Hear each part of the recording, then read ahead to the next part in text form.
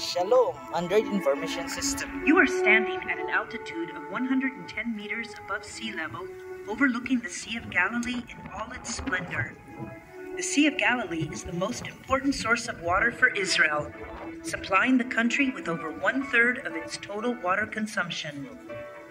Below you is the Beit Saida Valley. You are standing on the eastern side of the valley, on the Golan Heights.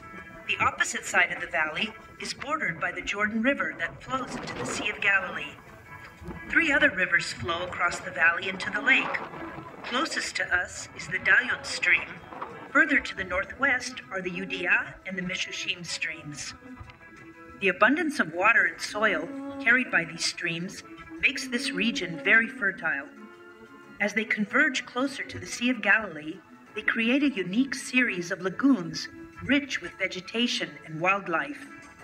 The 2 largest lagoons that can be seen from here are called the Zaki and the Marjaseh. They're within the Beit Saida Nature Reserve. The valley is named after the ancient village of Beit Saida. Ruins of the village can be found within the Jordan River Park, located inside this valley. The meaning of the name Beit Saida in the ancient Aramic language is house of fish. Long ago, the lakeshore was close to the village, and its residents made their living fishing from the lake's plentiful source. Philip, the son of King Herod the Great, was very fond of this place, and he changed its name to Julius. After he died, he was buried here in a plot of land he had prepared in advance.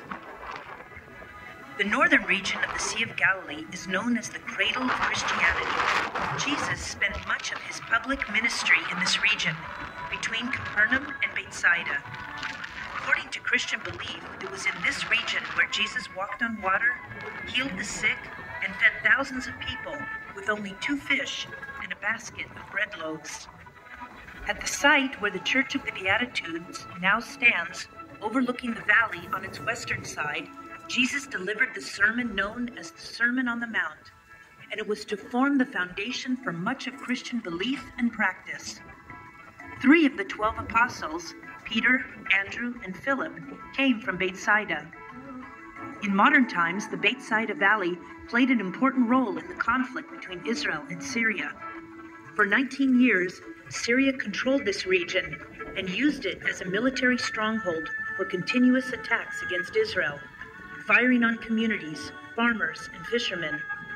Israel retaliated with a series of counterattacks against the Syrian military outposts, and only following the 6-Day War in 1967, after Israel captured the Golan Heights, did the region begin to enjoy its present peaceful existence. The community just below you is Moshav Ma'aleh Gamla. In 1976, the United Nations made its notorious declaration condemning the ideology of Zionism as racism. As a response, the Prime Minister at that time, Yitzhak Rabin, passed a resolution in the government to build 4 new communities on the Golan Heights. The communities founded as a symbol of Zionism in building the State of Israel were the Moshavim of Yonatan, Odim, Sha'al, and Ma'aleh Gamla. There are 70 families living in Ma'aleh Gamla.